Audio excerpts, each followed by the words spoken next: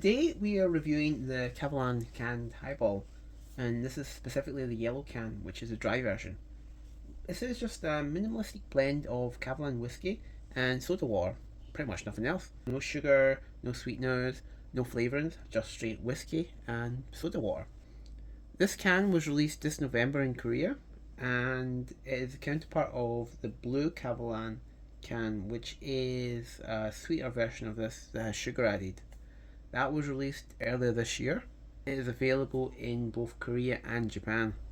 So, how does this one taste though? Well, we're going to dive into it in this review, and we'll see what this canned highball has to offer. And hopefully, it's an enjoyable experience. So, up.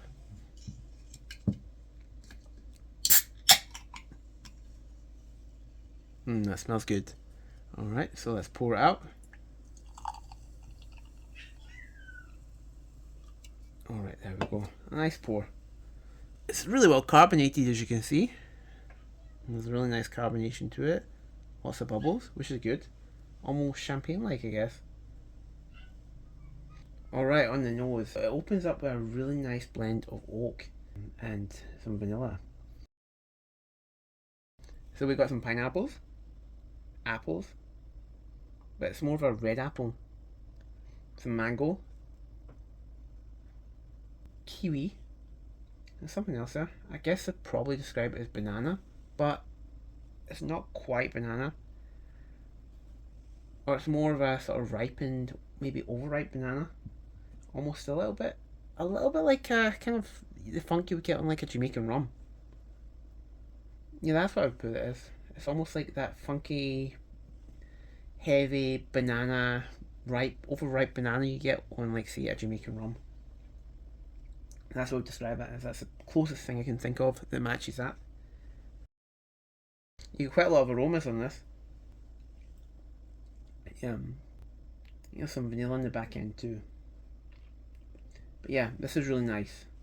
It's got a sweetness to it, but it's got some classic whiskey notes too on the nose, which is really cool.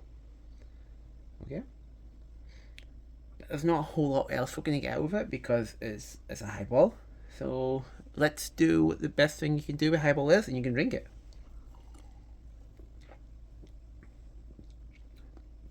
Okay, the carbonation is good in this. It's really well carbonated. It's very crisp. You go back there.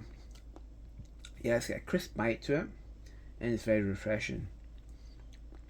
So there's this malty sweetness it's got, and at the same time there's some vanilla and caramel, and that banana again that's on the nose, it comes through on the palate too.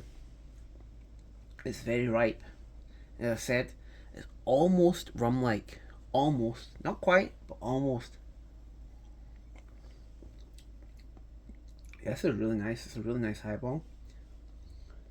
So, as I said, there's no sugar added to this, so there's not this like sugar burst coming through, but at the same time it's still sweet because it's very fruity.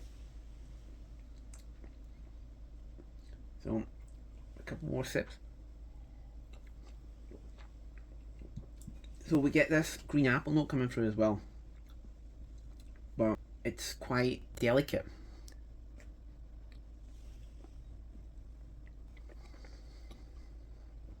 Yeah, the green apple comes through near the end.